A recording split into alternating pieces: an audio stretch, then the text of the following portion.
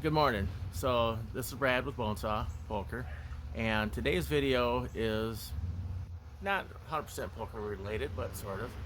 It is about making jerky, what I call pocket jerky, because when I go down to the card room, I put some of it in my backpack and I put some of it in my pocket, like if I'm wearing a jacket.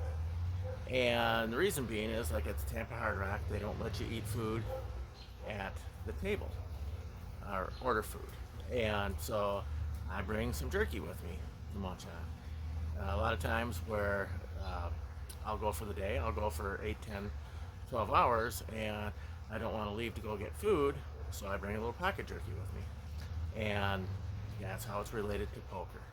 So I hope you enjoy this. It's about the setup, what you need to make jerky. You need meat, you need seasoning, and a way to dehydrate slash cook your jerky, and I'll go through all of that.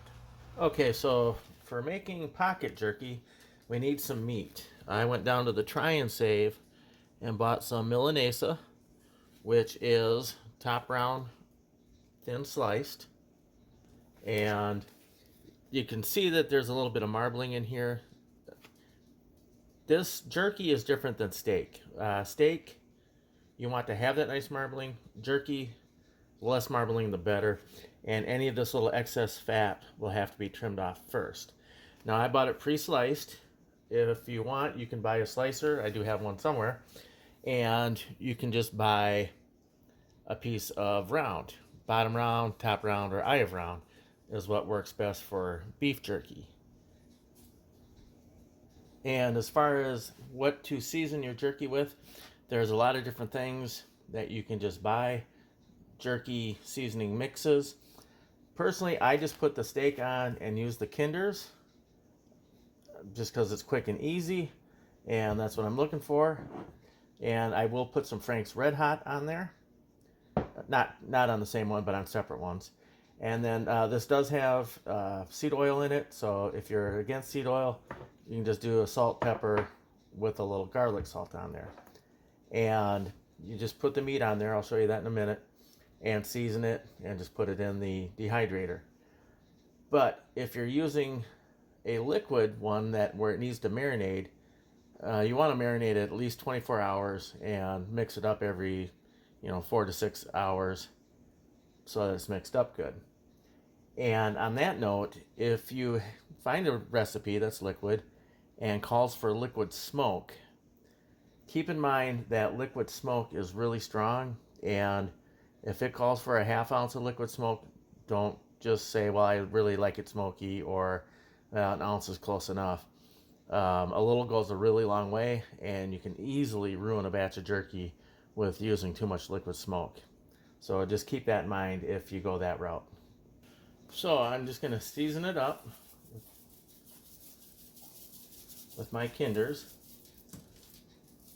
and then just put it in the rack, or put it in the dehydrator. And I can't remember where we bought this one. It's a Chefman. You can get these off of Amazon, I'm sure, or probably get one at the Try and Save. So we're just going to sprinkle our seasoning on there, and again, whatever you like to use. And I'm just doing quick and easy because I don't want to spend a ton of time prepping jerky. I got other things to do. So with the Frank's hot sauce, if you want some spicy,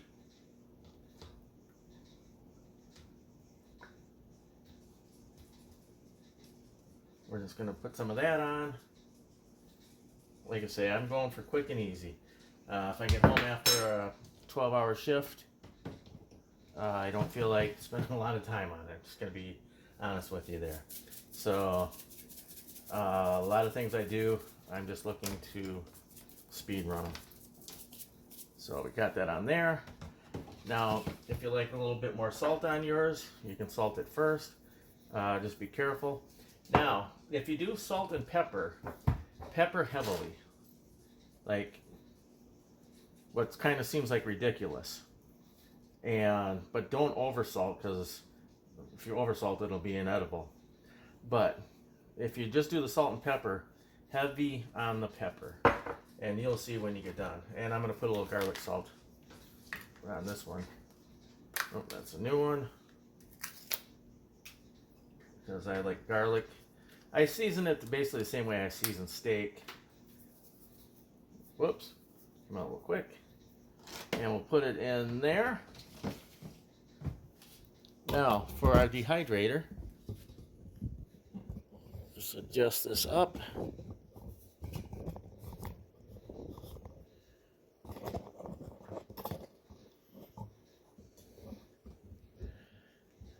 Okay, so we have our dehydrator loaded, and we'll grab the cover and just read your instructions. On this particular one, I just set it for 6.5 hours. You're going to have to play around with yours. The thickness of the meat's going to matter, how much you put in there matters, all those types of things matter. So I found that with Milanesa, about 6.5 hours is usually pretty spot on. And about halfway through, you're going to want to rotate. Take your top one, rotate with that one, and do that as well with your other one so that they cook evenly. Because the top will cook or dehydrate more than the bottom. So you're going to want to rotate them through there. And then when it's all done, we'll come back and see how it all turned out. All right, so still had 20 minutes left, but it looks pretty done. Tastes pretty done. Everybody's already been walking by, taking some out and munching on it. So turned out good. Nice and crispy, and tastes excellent. Everybody's been munching on it. So for storage, I just put it in a baggie. Now, if you're gonna go from warm right into the baggie, don't seal the baggie. Anytime that you go to seal something, it has to be down to refrigerated temp before you do it, or you get a foodborne illness.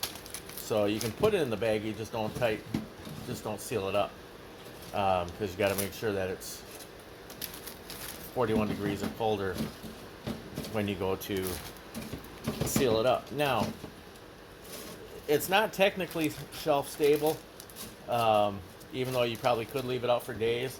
It'll hold up a lot better in the refrigerator. If you can't prove that it's shelf stable, or you're not real confident in it, just leave it in the fridge. That way you get the longer shelf life out of it. The way they make jerky shelf stable that you buy in the store is with preservative, and they just pull more of the moisture out. So, and we got a nice little baggie of it for 15 bucks. Let me know what you think. There's our jerky recipe. So that was short and sweet, very simple. For Bonesaw Poker, I'm Brad. Thanks for watching, and remember, everything you want is on the other side of fear.